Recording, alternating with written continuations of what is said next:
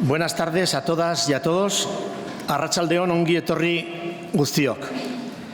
Ongi etorri fasismoari eta memoriaren tokiei buruzko jardunaldia honetara. Ongi dakizuen bezala, Nafarroko Gobernuko bake bizikidetza eta giza eskubide buruzko zuzendaritza nagusiak Europako fasismoari eta indarkeria politiko eta sozialari buruzko gogoeta bultzatu nahi izan du.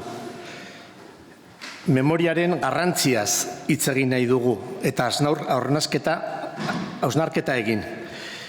Iragana eta memoria bereizi nahi ditugu. Bereizi behar ditugu. Nahi genuke izugarrikeriak eta giza eskubideen urraketak ez izatea bakarrik iragana, baizik eta memoria bihurtzea. Hari begiratu etiko eta kritikoa eginez. Buenas tardes, bienvenidas y bienvenidos todos a esta jornada sobre el fascismo y lugares de memoria. Como sabéis, la Dirección General de Paz y Convivencia y Derechos Humanos del Gobierno de Navarra ha querido impulsar una reflexión sobre el fascismo europeo y sus procesos de violencia política y social. Queremos reflexionar sobre la importancia de la memoria. Queremos y debemos diferenciar pasado y memoria. Queremos que los horrores y la vulneración de derechos humanos no sean solo pasado, sino que se conviertan en memoria al proyectar sobre él una mirada ética y crítica. Hace poco la poeta alsasuarra Castillo Suárez hizo un poema hermoso sobre el pasado y la memoria que tuve la suerte de traducir. Incide en esto y quería compartir con vosotros una parte de él. Memoria iragana baino gehiago da. Iraganak lekukoak behar ditu. Garaileak, garaituak, balak, zauriak, hildakoak, debekuak eta zigorrak. Memoriak ordea ezin du kanpoan ezer utzi. Samina eta nahigabea izendatu behar ditu. Akordua eta aitortza. Memoria etorkizuna ere bada. Iragana isila da, ezkutatu eta gotortu egiten da. Ezpondetako mitxoletetan, leizeetako ondoetan, artxibategietako agirietan, kartzeletako ziegetan, esangabeko hitzetan. Minkiderik ez du iraganak. Gordean eduketzen ditu egiak. Memoriak ordea, gure hildakoen gaineko lurra zapaltzen ari garela oroitarazten digu. Izenik gabeko gorpuen mapa bukatu gabe dugula. Albo kaltetuen zein zuzenekoen zerrenda bukatu gabe dugula. Memoriak ez du atseden hartzen, azaleratu gabeko egiak daudelako oraindik. Iragana nork bere baitan daraman denbora zatia da. Memoriak ordea, urratutako denbora osatzen laguntzen digu. La memoria es más que el pasado. El pasado necesita testigos, vencedores, vencidos, balas, heridos, muertos, prohibiciones y castigos. La memoria, en cambio, no deja nada fuera. Debe poner nombre a la aflicción y al pesar, al recuerdo y al reconocimiento. La memoria es también futuro. El pasado es silencioso, se oculta y atrinchera en las amapolas de los taludes, en el fondo de las simas, en los documentos de los archivos, en las mazmorras de las cárceles, en las palabras no dichas. El pasado no conoce compañeros en el dolor, mantiene las verdades escondidas. La memoria, en cambio, nos recuerda que estamos pisando tierra sobre nuestros muertos, que está inconcluso el mapa de los cadáveres anónimos, que no hemos acabado la relación de daños colaterales y directos. El pasado es un espacio de tiempo que cada uno lleva dentro. La memoria, en cambio, es la que nos ayuda a completar el tiempo rasgado. Pues para reflexionar sobre esto ha venido Manuel Reyes Mate y es un honor para el equipo de Paz y Convivencia y para todas y todos los que estamos aquí escuchar su aportación, su reflexión ética sobre la convivencia, porque nos parece riquísima. Recientemente en Pamplona, en otra charla, nos decía que la memoria es un proceso cuyo final debe ser la reconciliación, que hay que hacer memoria de la injusticia, que la injusticia tiene que ver con los daños personales, pero que también hay daños sociales, porque la violencia divide a la sociedad, la fractura y la enfrenta. Nos decía que hacer justicia supone afrontar esta división social y que si queremos hacer frente a la fractura hay que recuperar para la sociedad a las víctimas y a los victimarios. Y entonces iniciar un proceso de reconciliación. Esta y muchísimas más reflexiones nos hacía. Manuel Reyes Mates, profesor de investigación ad honorem del CSIC en el Instituto de Filosofía, doctorado por la Universidad Alemana de Münster y por la Universidad Autónoma de Madrid. Ha sido director del Instituto de Filosofía e investigador principal del proyecto La filosofía después del Holocausto. Y son destacables sus libros Medianoche en la historia, Tratado de la injusticia y La piedra desechada. Berriz esanen dut ohorea dela gaur gurekin egotea. Insisto en que es un honor para todos y todas las presentes que Reyes Mate nos aporte su visión sobre la dimensión ética de la memoria. Reyes, zurea da hitza, gracias por estar aquí y tuya es la palabra.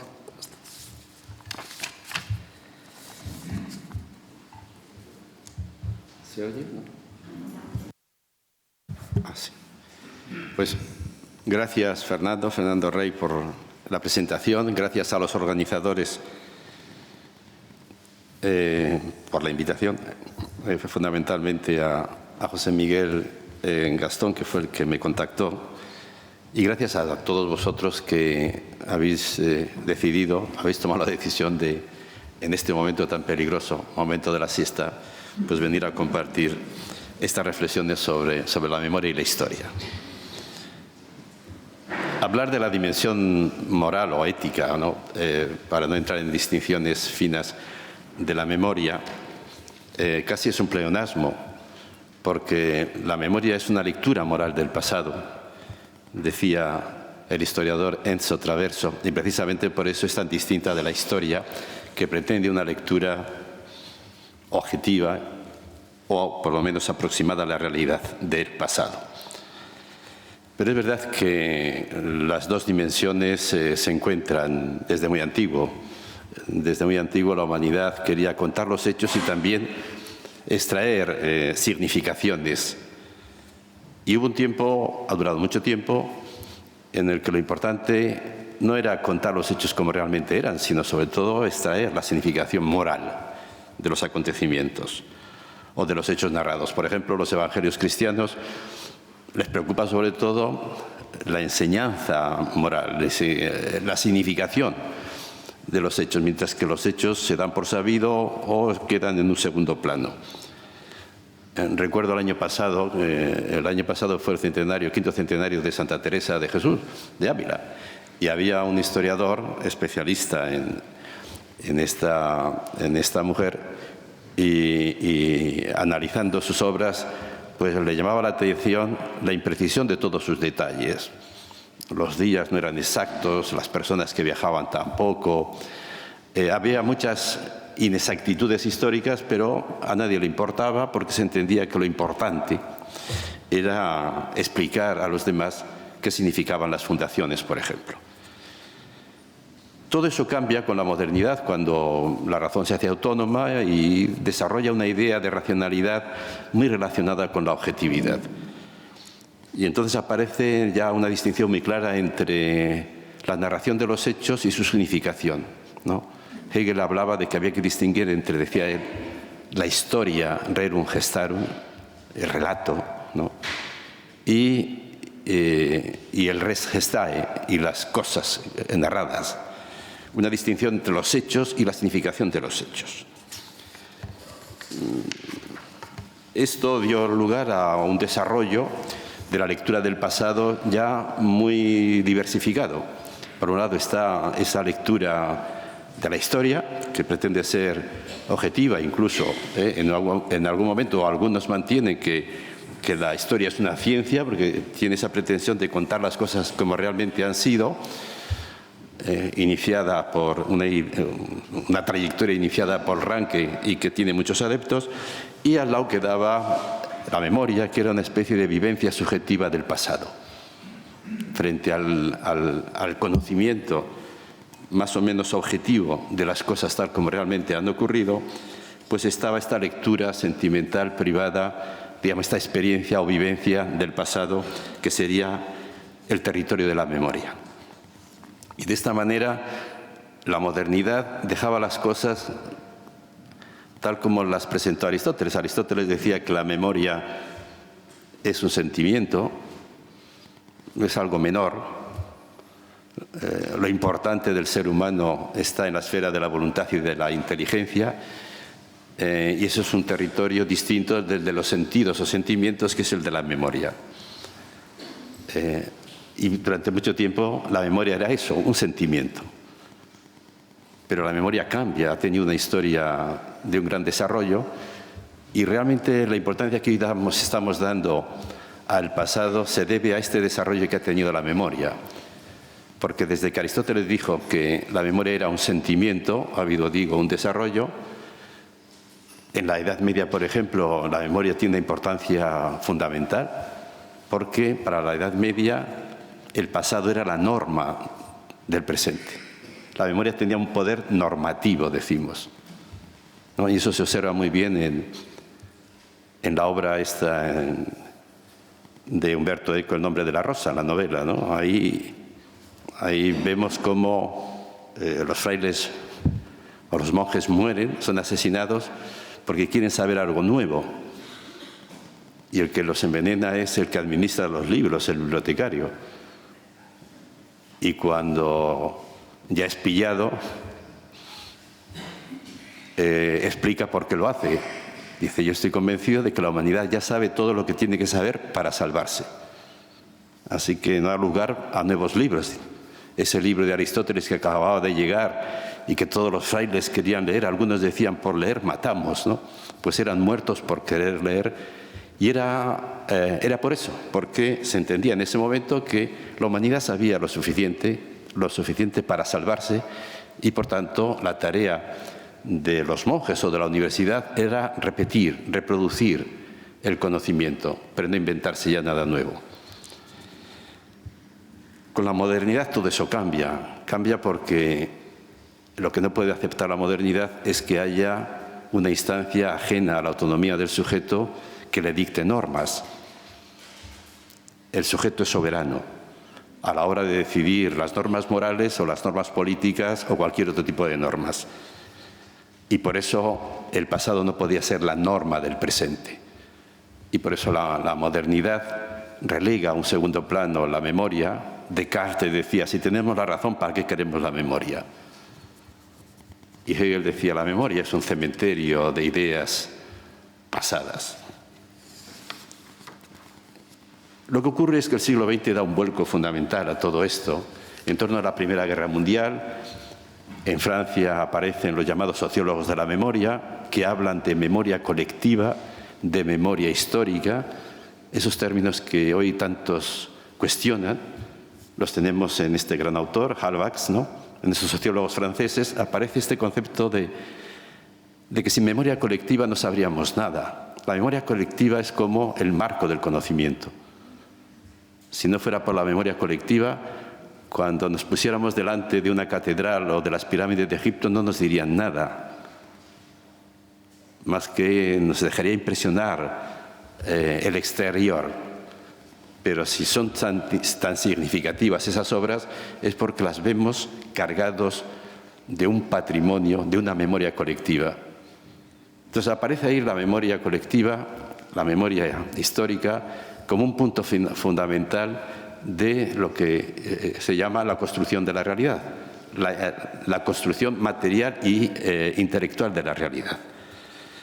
Eso ocurre en torno a la Primera Guerra Mundial. Y en torno a la Segunda Guerra Mundial se produce otro fenómeno muy importante, protagonizado esta vez por pensadores judíos. Los filósofos judíos entran en la historia fundamental entre guerras, y eso tiene una influencia enorme en el conocimiento occidental. En concreto en el asunto de la memoria. Lo que dicen estos pensadores judíos es que la memoria es algo más que un sentimiento, es conocimiento. Y conocimiento precisamente del lado al que la ciencia no tiene acceso. la memoria distingue entre realidad y facticidad. Una cosa son los hechos y otra cosa es la realidad. La realidad es más que hechos. Hechos en castellano es el pretérito perfecto del verbo hacer. Es decir, algo que ha querido ser y ha llegado a ser, ha logrado ser. Pero hay muchos proyectos que no llegan a ser, que quedan en el camino, que son derrotados, que... De eso se ocupa también la memoria. La memoria es conocimiento porque se ocupa del lado oculto de la realidad. Y de esa manera la memoria permite un conocimiento más amplio que la historia en ese momento.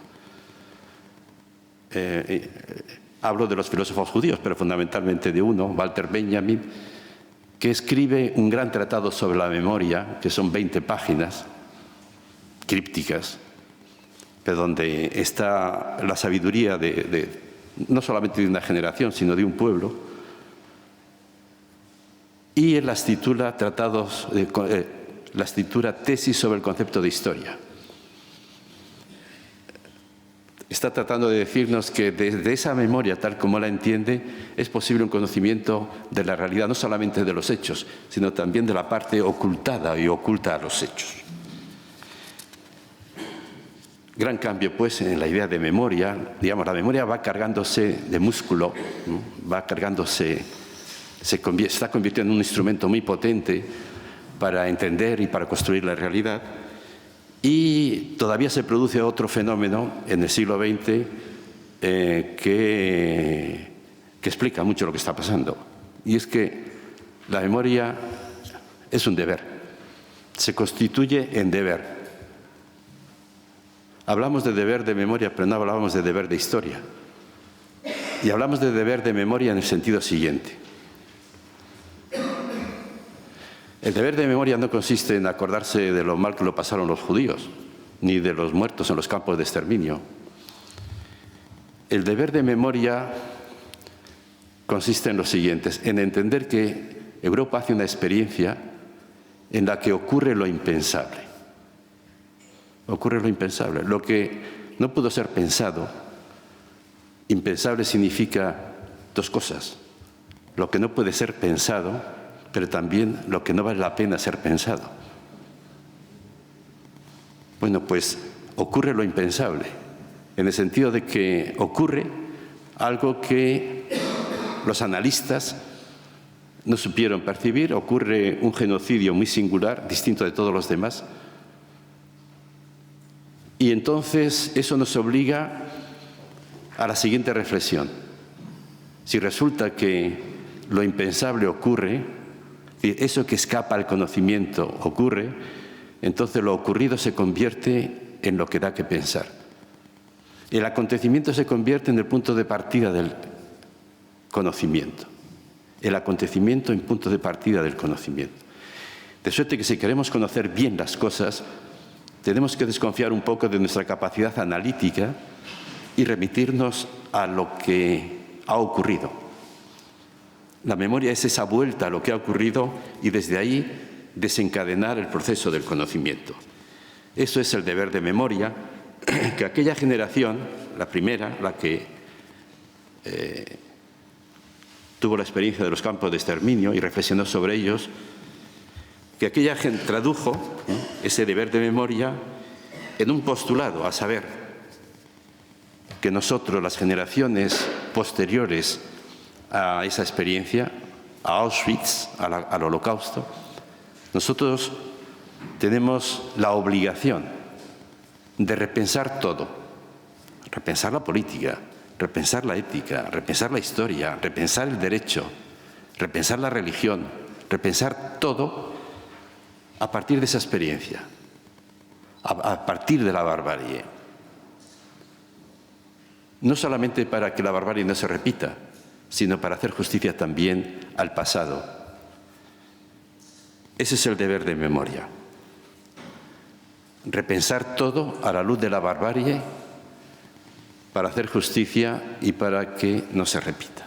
Decía hace un momento que hablamos de deber de memoria y no hablamos de deber de historia por una razón. No necesitamos el deber de historia porque estamos obligados, digamos, como estamos obligados a conocer la realidad. De la misma manera que el ser humano tiene que conocer el mundo que le rodea, el mundo físico, y de ahí el conocimiento científico, pues también tenemos que conocer los hechos de los seres humanos. Digamos, va en el mismo paquete, en el paquete de la racionalidad del ser humano. Y por eso no necesitamos hablar de deber de historia, va de soi, el conocimiento de la historia, la obligación de conocerla. Pero hablamos de deber de memoria para dar a entender que hay dos maneras de entender la realidad. Hay una manera en la que conocemos la realidad gracias a la luz que proyecta nuestro ojo. En el fondo vemos la realidad, pero gracias a los condicionantes subjetivos del conocimiento. Es el conocimiento visual, que es el conocimiento de los griegos, teoría es ver, ¿no? Mientras que hay otro tipo de conocimiento que tiene mucho más que ver con la escucha, donde el conocimiento no es el producto de la luz que nosotros proyectamos sobre las cosas, sino que es la respuesta a las preguntas que nos hacen las cosas. Y eso precisamente es lo que se quiere subrayar cuando se habla del deber de memoria, ¿no? Un tipo de conocimiento en el que el otro o lo otro toma la iniciativa. Debemos, pues, revisar la política, la ética, la estética, la poesía, el derecho. Todo eso está ocurriendo. Por ejemplo, en derecho, si uno analiza, ¿no?, los acuerdos colombianos, por ejemplo, se da cuenta de la centralidad que tienen ahí. Tiene ahí una figura, la justicia, que es la justicia transicional. Eso es el resultado de la memoria. Detrás de la justicia transicional está la idea de que hacer justicia no significa tanto castigar al culpable cuanto reparar los daños de las víctimas. Y eso ya empieza a funcionar en el derecho. Empieza a haber cambios en este sentido. Entonces, yo tengo poco tiempo, pero sí quería decir un par de cosas sobre lo que significaría revisar la ética desde el deber de memoria, es decir, teniendo en cuenta la experiencia de la barbarie, y también revisar la historia.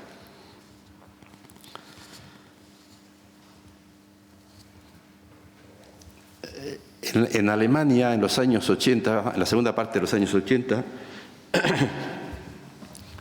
no solo los historiadores, toda la opinión pública, la intelectualidad, se preguntó qué significaba Auschwitz para el conocimiento de la historia alemana.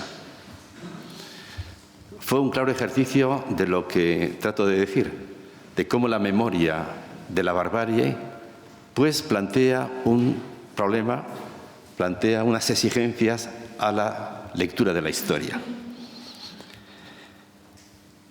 Fue el famoso debate de los historiadores.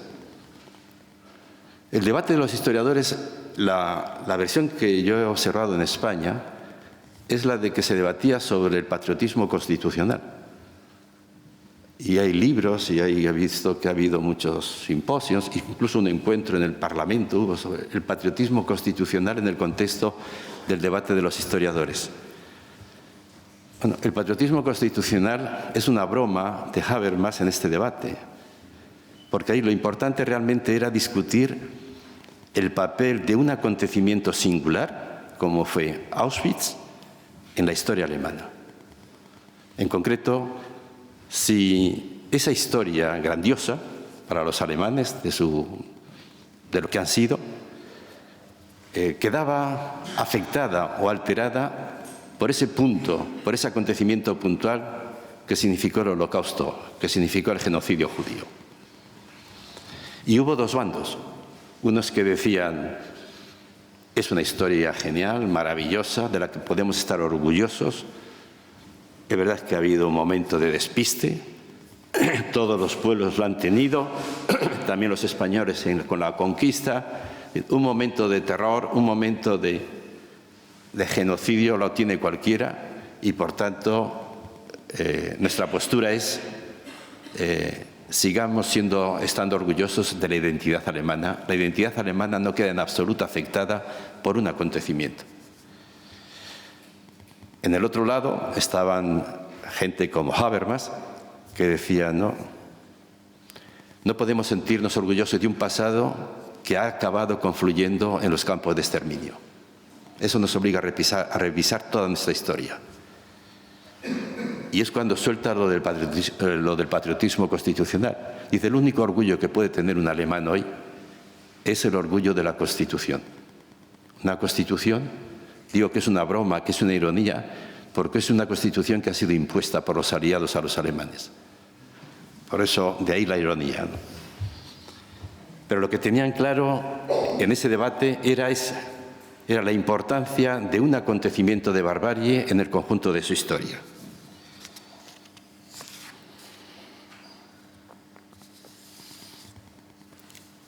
Luego volveré sobre esto, pero no creo que ningún pueblo pueda pasarse del debate de los historiadores.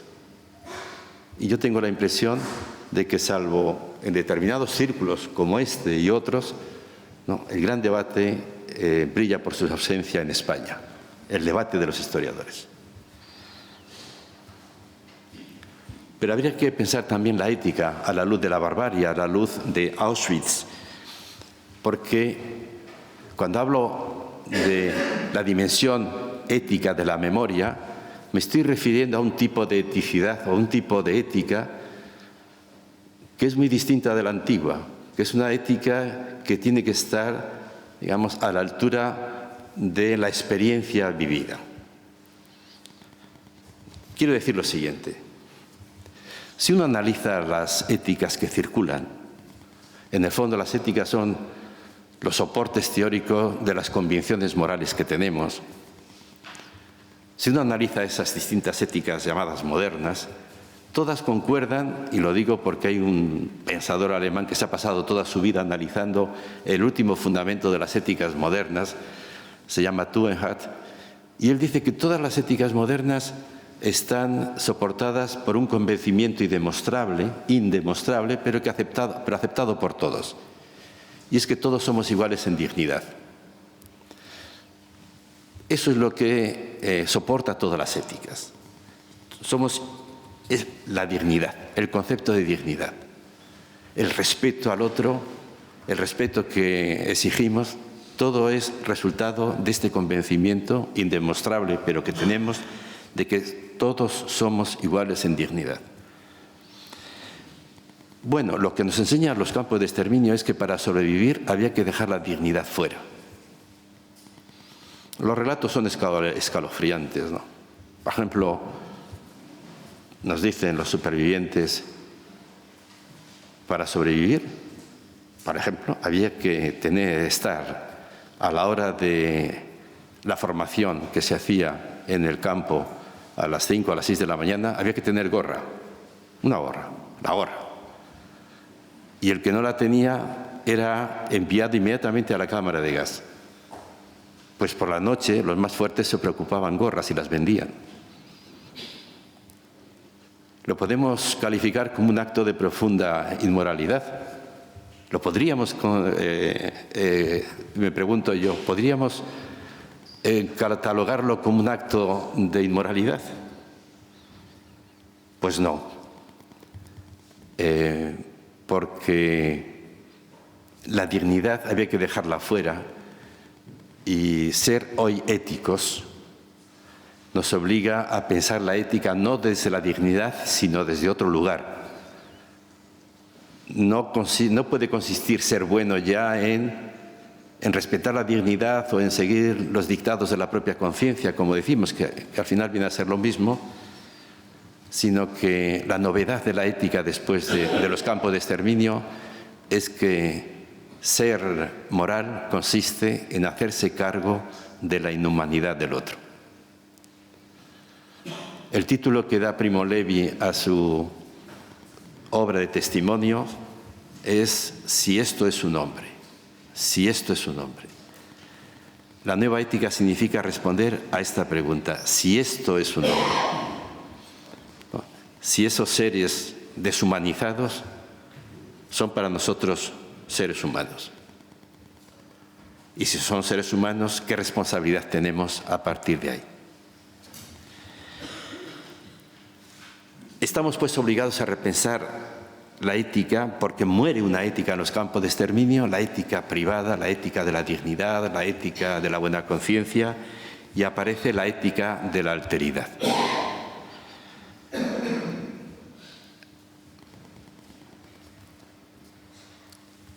Entonces, si queremos profundizar un poco más en esto, en la ética, en la nueva ética, la ética de la alteridad, lo que tenemos que darnos cuenta es que para salir del naufragio moral en el que se sumergió la humanidad en ese momento,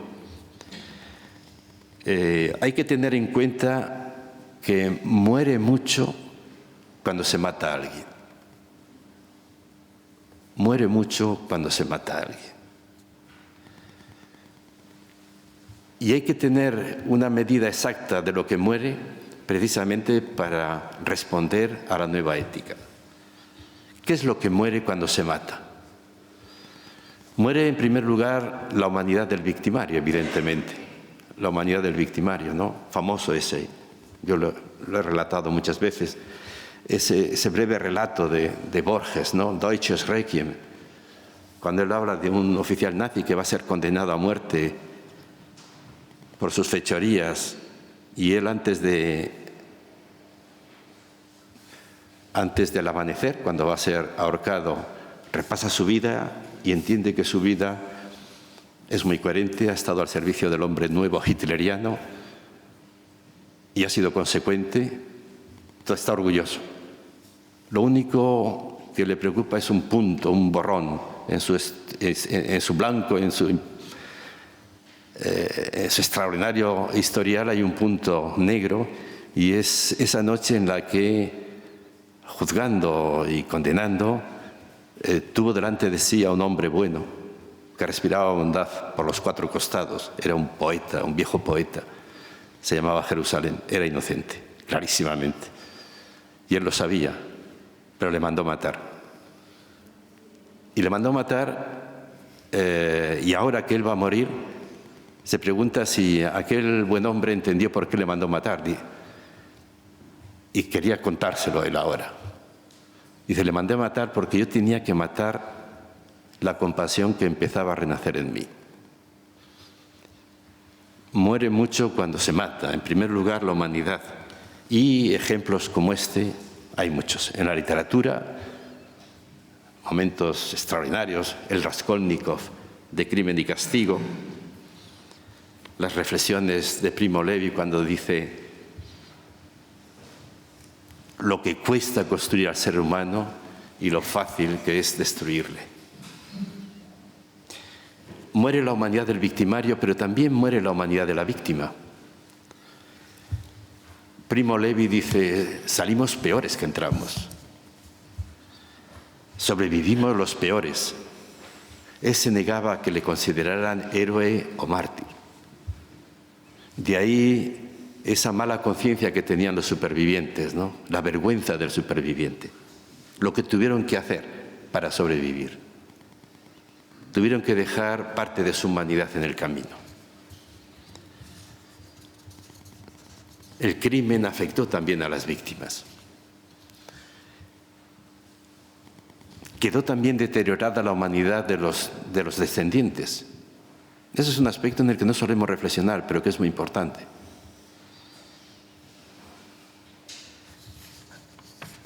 Yo lo he observado en Argentina, donde se habla mucho de eso, de los hijos. De los hijos.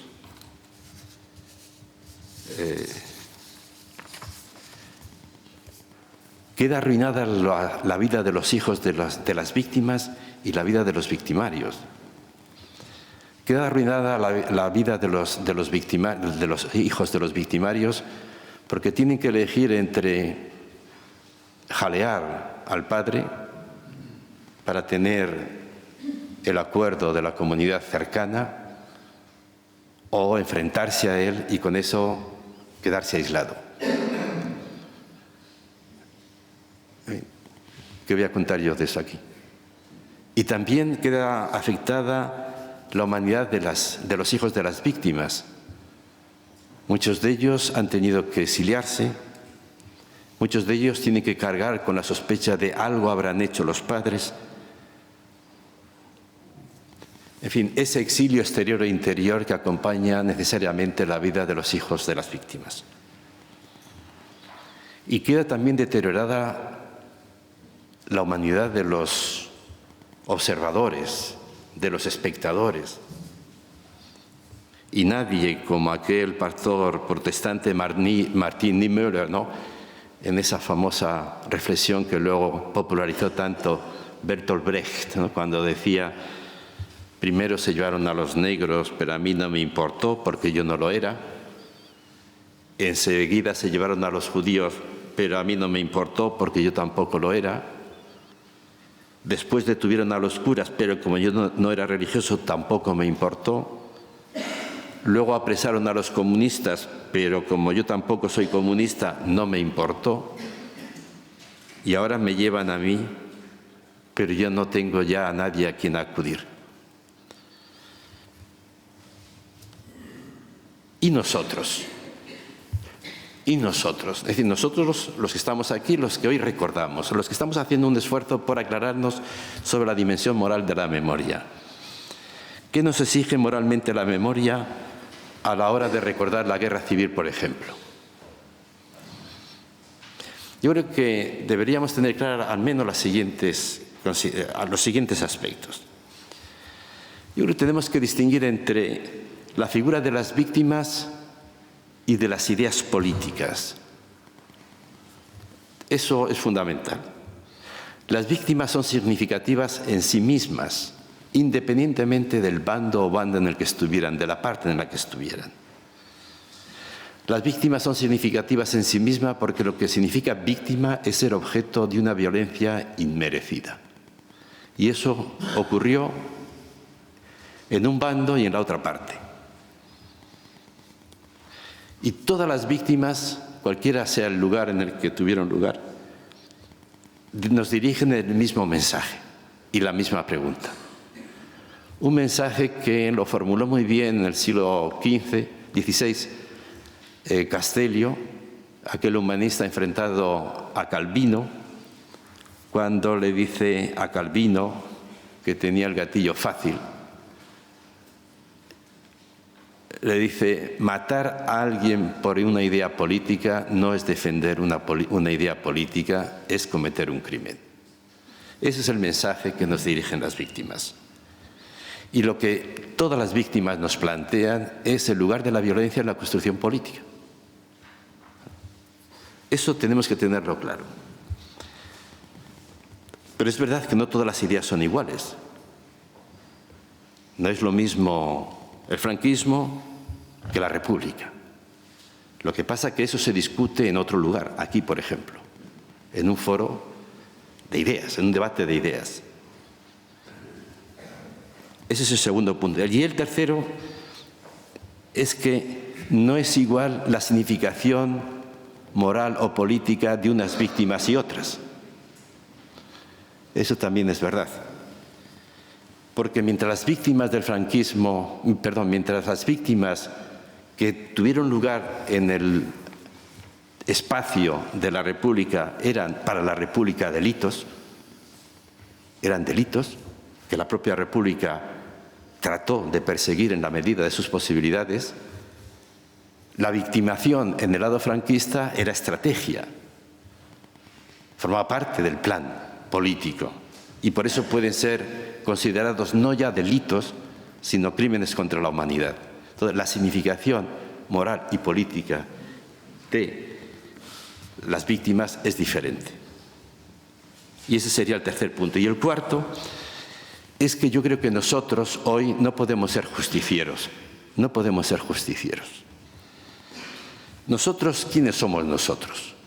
Somos hijos o nietos de los protagonistas de la guerra. Por un lado, pero también somos los abuelos o los padres de las generaciones posteriores.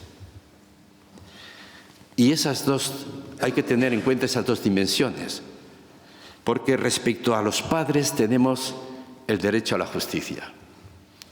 Tenemos derecho a exigir justicia para lo que hicieron a los padres. Pero respecto a los hijos, tenemos la obligación de dejarles un mundo en paz. Entonces, justicia y paz son dos valores que hay que tener en cuenta. Comentaba antes con algunos que vengo ahora de Colombia, donde he estado unas semanas, ¿no?, implicado en estos acuerdos, y ahí me he dado cuenta de la importancia que tiene esa distinción. Son más importantes los hijos que tenemos que los padres que tuvimos. Quiere decir esto que la prioridad es la paz, pero no al precio de la justicia. La paz puede ocurrir en un momento, basta dejar las armas. Y la justicia tiene un tiempo mucho más lento. Entonces, no se trata de sacrificar la justicia a la paz, significa tener en cuenta que no puede haber paz sin justicia, porque una paz sin justicia sería una tregua entre dos guerras, ¿no?, como han sido casi siempre las paces que hemos conocido.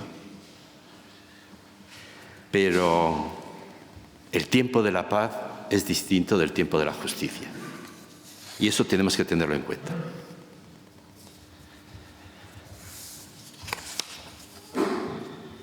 ¿Cómo voy? Voy bien. Sí. Digo que hay que repensar la ética, la política, la dejo, porque es un capítulo aparte. Y también me parece importante tener en cuenta que hay que reflexionar sobre la representación. Hay que repensar la representación a la luz de la barbarie. Y al hablar de representación me refiero a eso que llamamos discurso, pero también a la traducción teatral, cinematográfica, novelística de ese pasado. Y a mí me parece que entre nosotros hay un déficit sobre esto, ¿no? No hemos debatido suficientemente. Y tenemos que hacernos un par de reflexiones. La primera, preguntarnos si podemos representar todo. Y en segundo lugar, si debemos representar todo. Si podemos representar todo. No podemos representar todo. Es mucho lo que ignoramos. Hay mucha muerte anónima, muchas fosas perdidas, hay mucho sufrimiento desconocido. Y por eso, cuando Primo Levi narraba lo que él había vivido, decía: tomadlo con mucha precaución, porque realmente esto es una parte de lo que ocurrió.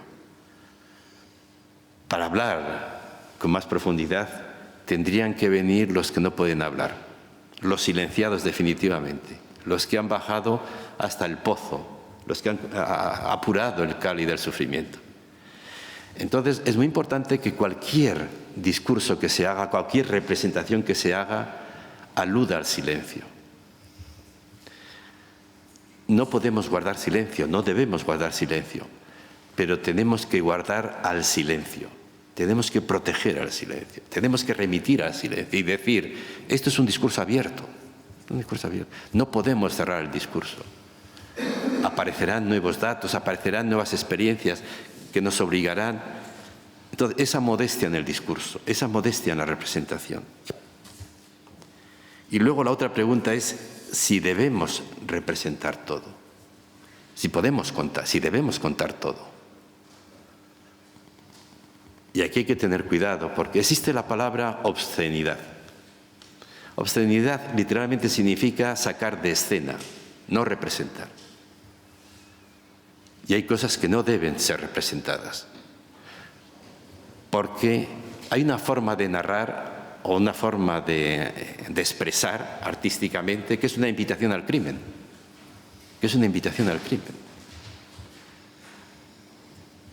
Para quien le interese esto, le remito a unas reflexiones que se hizo el premio Nobel Coetzee en un libro de ensayos que se llama Elizabeth Costello, así se titula el libro, donde hay unas reflexiones extraordinarias sobre cómo determinadas formas de narrar prolongan el crimen.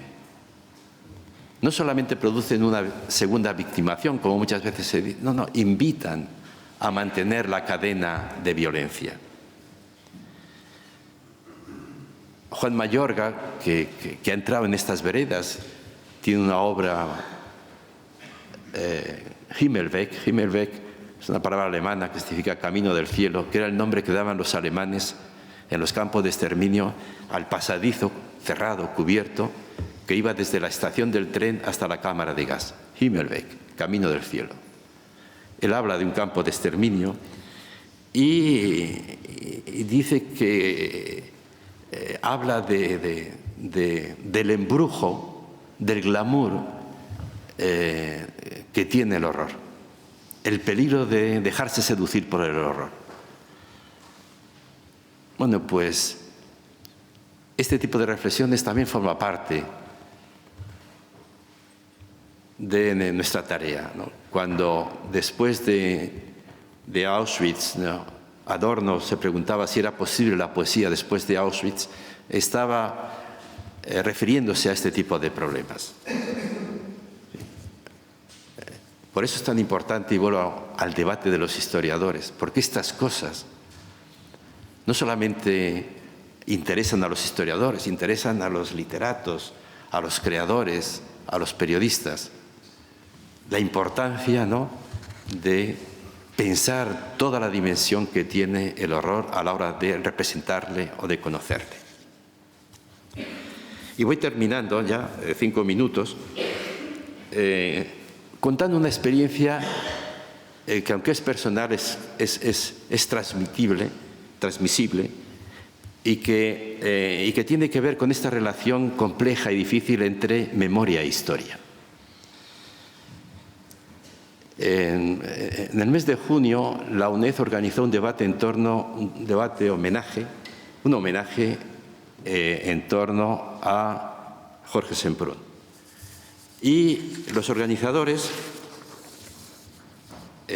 habían pensado en 3 intervenciones, una de un historiador, Santos Juliá, que iba a hablar Antonio Lorza, que iba a hablar del Semprún comunista, luego Santos Juliá, que iba a hablar del Semprún político, y yo, que iba a hablar del Semprún narrador. Y me ocurrió que mientras yo esperaba mi turno y escuchaba los discursos de los historiadores, me dije, esto no puede ser. O tienen razón ellos o tengo razón yo, pero aquí algo no concuerda. ¿Qué es lo que estaba pasando?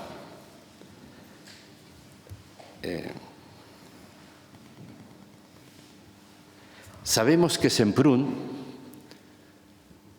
cuando sale del campo, no puede recordar. Tiene que optar entre vivir o recordar. De ahí el título de su obra, La escritura o la vida. Y opta por vivir y decide olvidar. Y ese olvido se traduce en un activismo político enloquecedor. Se convierte en dirigente del Partido Comunista y se encarga de la reestructuración del Partido Comunista en España, jugándose la vida un día sí, otro también. La prueba es que cuando él lo deja, el que le sucede a los 2 meses cae y es asesinado, ¿no? Grimau. Su activismo político, inscrito dentro de la estrategia del Partido Comunista, propicia un tipo de política de olvido, lo que se llamaba la reconciliación nacional del Partido Comunista, que era mirar hacia adelante, no mirar hacia atrás, mirar hacia adelante. En aquel momento nadie quería mirar hacia atrás. El Partido Comunista Español no, pero tampoco Europa. En Alemania miraban hacia adelante. Los aliados pedían a los alemanes que no miraran hacia atrás, sino que miraran hacia adelante. Era el momento de la Guerra Fría y lo importante era que los alemanes engrosaran las filas de uno u otro bando en la Guerra Fría. Y entonces esa política de olvido la hace por necesidad interna, pero resulta que encuentra un cuadro perfecto en la estrategia del Partido Comunista Español y también de Europa. A los 15 años, Semprún vuelve a recordar. Y ese coincide el momento del recuerdo con su enfrentamiento con los dirigentes del Partido Comunista, con Santiago Carrillo, y el abandono del Partido Comunista, o la expulsión, mejor dicho, del Partido Comunista. Abandona el Partido Comunista porque no está de acuerdo con la estrategia de Carrillo, y Carrillo y la Pasionaria le expulsan. Es lo que cuenta en su obra Federico Sánchez. Y a partir de ese momento, este Semprún que recuerda empieza a escribir esos relatos maravillosos, La escritura de la vida, El largo viaje, en fin, toda su obra, pero también tiene muchos estudios políticos. Piensa Europa. Para él, pensar la política después de Auschwitz significa superar los nacionalismos y crear una Europa común. Dice él que Europa nace en los campos de exterminio. El último mensaje de Semprún, antes de morir, una especie de manifiesto dirigido a los jóvenes, les dice: no olvidéis que Europa nace en los campos de exterminio. Es el resultado de la experiencia totalitaria, tanto comunista como fascista. Y él apellida a esa experiencia el mal absoluto. Para Semprún, tanto la experiencia comunista como la experiencia fascista son el mal absoluto. Entenderéis qué quería decir cuando yo escuchaba a los historiadores y me preguntaba y me decía, o él o Semprún, o ellos o Semprún, o en este caso la versión que yo decía de Semprún, tiene razón, pero no todos. ¿Por qué? Porque estos historiadores, buenos historiadores, analizaban la época del conflicto de Semprún con el Partido Comunista desde los datos de la época y llegaron a la conclusión de que un enfrentamiento por una estrategia política explica la salida de Semprún. Pero el Semprún que recuerda desde su memoria se enfrenta ahora al comunismo no con las armas, no con los argumentos de cuando se enfrentaba a Carrillo, sino desde la idea de que aquello era el mal absoluto. Es decir, el Semprún desde la memoria hace un juicio muy diferente sobre su pasado que el que hace el historiador, que solamente se queda en ese pasado. Entonces yo me decía que hay un problema entre la historia y la memoria. La memoria obliga a revisar la historia. Y eso me lleva una vez más, y con esto acabo, a la importancia del debate de los historiadores en España. Yo creo que ha llegado el momento, es un momento oportuno, porque quizá mañana sea tarde. Estamos viviendo, yo creo, un momento en el que una cierta intelectualidad progresista española quiere olvidar y está dando pasos muy apresurados en esa dirección. Hace poco Muñoz Molina escribió un artículo en El País, El elogio del olvido, donde desde su gran tribuna decía: la memoria colectiva no existe, la memoria histórica no existe, es una invención de gente que no tiene otra cosa que hacer. Es la misma opinión que, de una manera u otra, repite constantemente otro intelectual, Fernando Savater, Álvarez Junco, Santos Juliá, Javier Cercas. Hay una especie yo creo, de cultura, ¿no?, que se empieza a imponer minando el terreno de la memoria. Y por eso yo creo que es importante, ¿no?,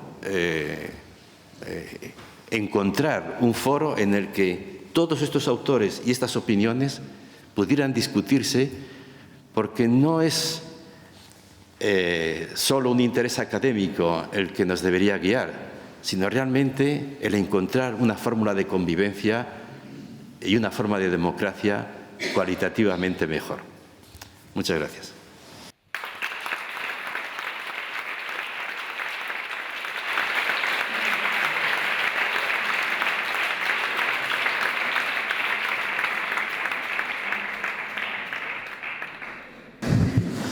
Atsedenaldia izan baino lehenago, ordu laurden bat izaten aldugu galderak egiteko, iritziak emateko edo nahi duguna eskatzeko. Tenemos un cuarto de hora para poder expresar lo que pensamos, reflexionamos sobre lo que hemos escuchado, para preguntarle a Reyes lo que queramos.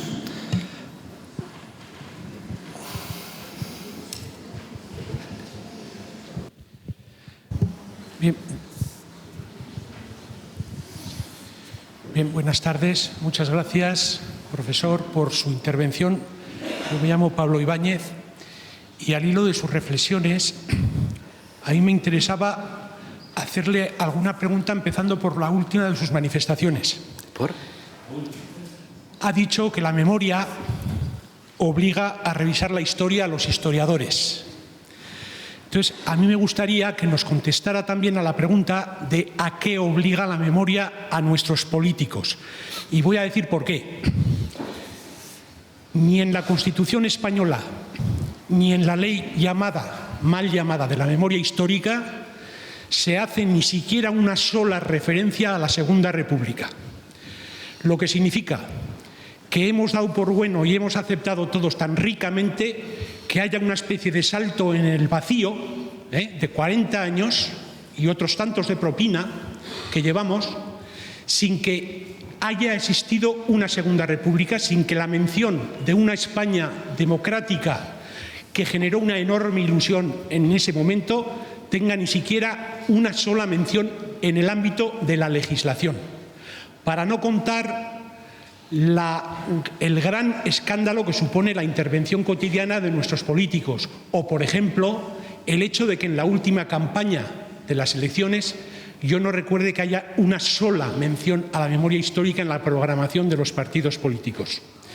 Entonces, todo esto me parece que nos debe llamar poderosísimamente la atención, a no ser que queramos de hacer de la memoria histórica o memoria democrática un ejercicio de virtuosismo un tanto, bueno, para mí muy sospechoso, porque a fin de cuentas me estaba acordando todo el rato, mientras usted hablaba, de las palabras del judío húngaro Imre Kertész, que fue un superviviente de Auschwitz y de Buchenwald, que en uno de sus libros dice, abrumado por los homenajes que le estaban haciendo ante el premio Nobel que le habían reconocido, dijo: a mí no me llevaron a Auschwitz para después darme un premio Nobel.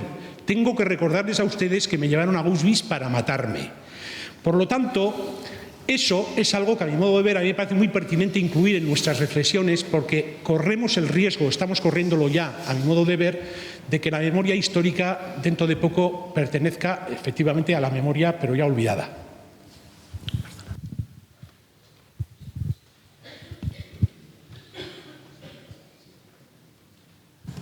Reyesek nahiago du igual dauden galdera guztiak aditu eta gero berak antolatuko du denbora. En Reyes casi prefiere que si tenéis más preguntas las hagáis ahora y él repartirá el tiempo del que dispone pues para responder a todo lo posible.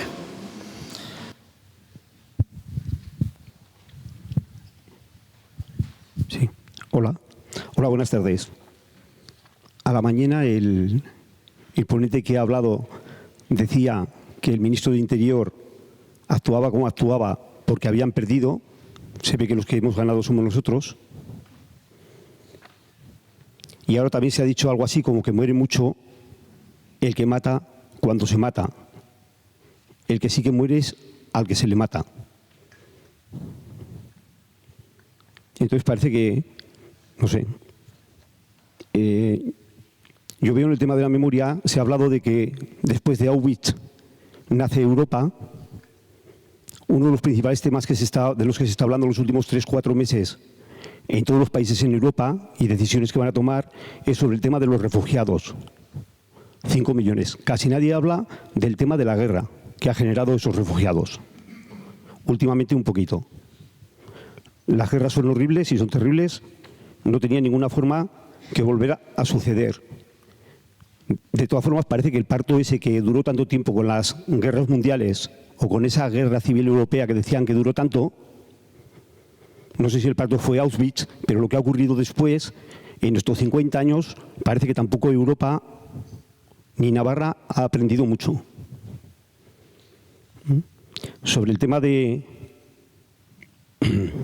que hemos perdido la dignidad, sin lugar a dudas. También los hijos, pienso, o muchos. Y también algunos nietos y toda la sociedad. En mi pueblo, un pueblo de 1000 habitantes, asesinaron a 52 personas.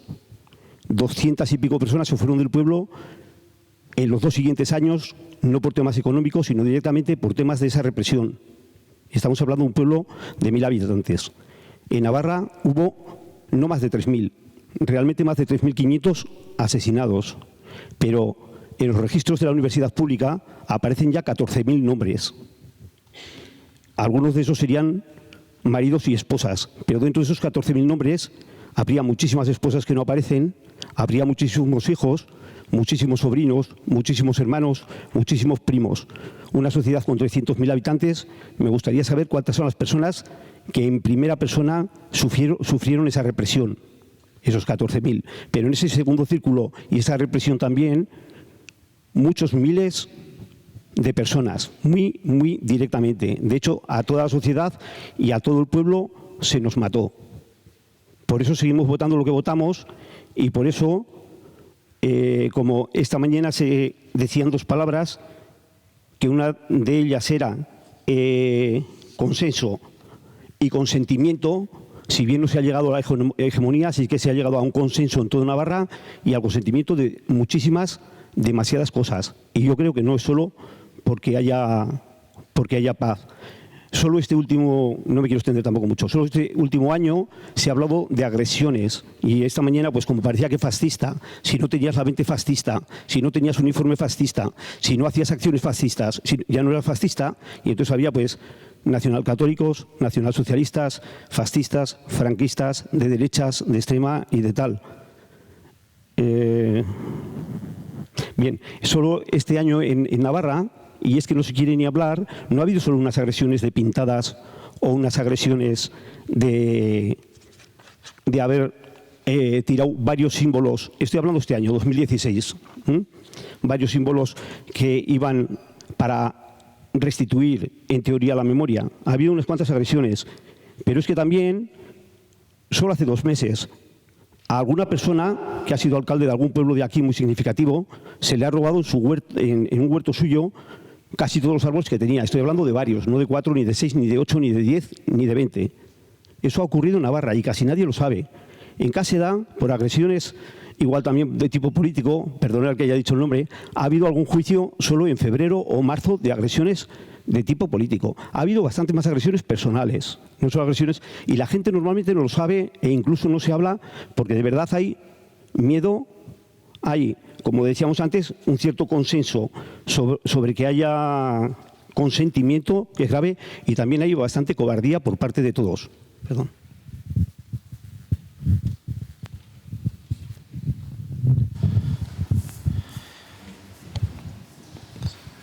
Bueno, breves comentarios, ¿no? La primera pregunta, ¿qué significa repensar la política, ¿no?, a la luz de la barbarie? ¿Qué consecuencias debería tener la memoria en la política? Esta es una pregunta enorme y yo diría que habría que enfocarla a corto, medio plazo y a largo plazo. A corto, ¿qué llamo a corto plazo? Bueno, refiriéndonos a la República, Antonio García Santos Mases habla del olvido de la memoria republicana, dando a entender cómo este olvido que afecta a la memoria de la República viene de muy lejos. No es un asunto de la ley de la memoria histórica, ni siquiera de la transición política. Según él, habría que ubicar el inicio de este olvido de la memoria republicana, la decisión de los aliados de dejar España en manos del franquismo y, por tanto, no aplicar a España la política de lucha contra el fascismo que se había llevado en el resto de Europa, y una decisión de Churchill de que el destino de España ya no tiene que ver con su pasado, sino con lo que ocurra a partir de ese momento. Ahí sitúa García Santos Mases el inicio del olvido de la memoria republicana, que luego durante el franquismo, digamos, contamina a todo el mundo, no solamente el franquismo, que lógicamente no quiere mirar hacia ese pasado, pero también a las propias filas, digamos, tanto de la oposición al franquismo como del exilio. La decisión que se toma a final de los 60 por parte de los líderes estudiantiles y obreros españoles antifranquistas de pensar en el futuro de España, un futuro que supere el franquismo, pero sin contar con el exilio ni con el pasado, es ya un momento más de ese olvido de la memoria republicana. María Zambrano, una exiliada, llama la atención, en una carta que escribe en el 61, llama la atención sobre ese momento, diciendo: pensad que el futuro de España se puede hacer sin tener en cuenta los exilios españoles, es una grave ingenuidad, porque va a ser construir un futuro sin memoria. Y ella decía: nosotros los exiliados somos la memoria. Pero esta posición de María Zambrano era incluso rara entre los propios exiliados. Había muchos exiliados que, por obediencia a sus partidos políticos, entendían que el exilio no tenía que contar nada para el futuro de España. Esa estrategia a la que me refería antes de Semprún con la reconciliación nacional del Partido Comunista era no mirar hacia atrás, no. Entonces, la transición política se lo encontró hecho, digamos, que esa cultura de olvido, de no dar importancia a la memoria republicana, venía de atrás y no ha ido más que agudizándose conforme pasaba el tiempo. De suerte que sigue siendo una cuestión abierta, ¿no?, y pendiente, ¿no?, la memoria republicana. Este tipo de consideraciones serían, digamos, a corto plazo, pero hay otro plazo, ¿no? Walter Benjamin, cuando se plantea el sentido de la memoria de las víctimas para la construcción política, dice algo terrible, ¿no? Dice: el fascismo y la gran lógica sobre la que está construida nuestra política, que es el progreso, coinciden. Y el problema que tiene pendiente nuestra política, si quiere tener en cuenta la memoria, es que no puede construir la historia sobre víctimas. Ese es el problema fundamental, yo creo, de la memoria política. Porque cuando hablamos de memoria política estamos recordando a las víctimas que han quedado en las cunetas de la historia y sobre cuyo olvido se ha construido la historia e incluso el bienestar del que disfrutamos. Entonces, una memoria de las víctimas significa tomarse en serio, construir esta sociedad sobre la justicia, no sobre víctimas. Y esto nos llevaría entonces a otro debate, y es el debate de cómo está configurada la democracia moderna. La democracia moderna, un informe de la ONU de hace un par de años decía que las decisiones económicas que toma el mundo, decisiones que toman fundamentalmente países democráticos, produce anualmente, es un informe de la ONU, 16 millones de muertos. Que tomarse en serio la memoria de las víctimas supone repensar esta política en la que vivimos, que produce en un año 3 veces más que las víctimas del Holocausto. Entonces, esa sería la primera reflexión. Después, respecto al tema de los refugiados, bueno, sobre esas consideraciones pendientes que decía usted y esos detalles sobre la memoria, la represión y la persecución de la memoria, supongo que los amigos historiadores podrán decirle algo más que yo, pero por asunto de tiempo me quedo en la primera parte de la pregunta, los refugiados. Los refugiados. Hannah Arendt escribe en el año 41, un escrito que es de una enorme actualidad que titula Los refugiados, vanguardia de los pueblos. Los refugiados, vanguardia de los pueblos. Ella ha experimentado lo que es ser refugiada. Se ha pasado 2 años de país en país, echada de un sitio a otro hasta que ya toma la decisión de irse a Estados Unidos, pasando por campos de concentración. ¿Por qué dice que los refugiados son la vanguardia de los pueblos? Porque un refugiado es alguien al que no se le reconocen los derechos humanos. No se le reconoce su libertad y los derechos que la Declaración de los Derechos Humanos del 48 reconocen a cualquier ser humano. ¿Y quién no se lo reconoce? Los Estados. Los Estados en nuestra sociedad están por encima de los derechos humanos. Por eso nos engañamos mucho cuando hablamos con derechos humanos. Los derechos humanos no existen. Porque el artículo 1 de la Declaración de los Derechos del Hombre y del Ciudadano de 1789 dice, primer artículo, todos nacemos iguales y libres. Artículo 3, serán los Estados los que reconozcan la libertad y la igualdad de los ciudadanos. Vivimos una terrible contradicción. Entonces, si los Estados se arrogan el derecho a administrar, según sus intereses, los derechos humanos de los demás, dice Hannah Arendt, primero negarán los derechos humanos de los extranjeros, pero un día pueden también negar los derechos humanos de los nacionales, como ocurrió a los judíos alemanes, que eran alemanes, pero por ser judíos, el Estado alemán, siguiendo una estrategia común a todos los estados europeos de la época, niega el derecho de ciudadanía a una parte de la población. Por eso, lo que tenemos que hacer es repensar seriamente la relación entre derechos humanos y Estados, que es todo menos clara. Quería preguntar si la falta de memoria considera que es un factor de un drama social futurible.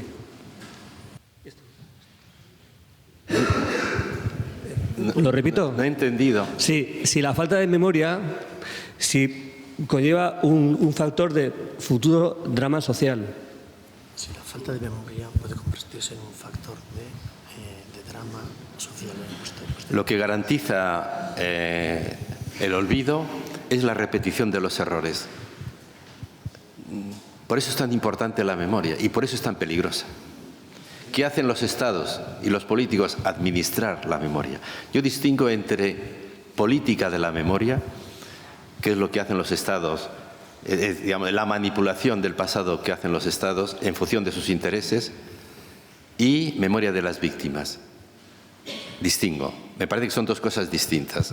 Entonces, lo que nos puede salvar, y por lo menos lo que nos puede ahorrar repetir, como acabo de decir, errores pasados, graves errores, porque es que ese error al que me estoy refiriendo es que nos hemos acostumbrado durante siglos a construir la historia sobre los más débiles.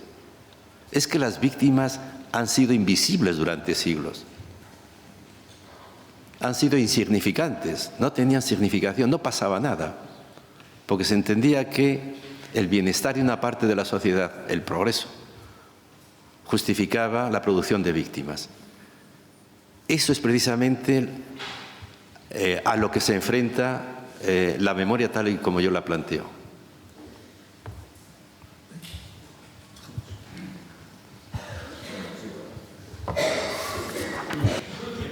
Bueno, le agradecemos a Reyes su intervención, pero las jornadas continúan. Hacemos un pequeño receso, un descanso.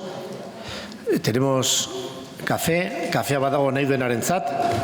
eta arduan hemendik ordula orden batera ere berriz hemen.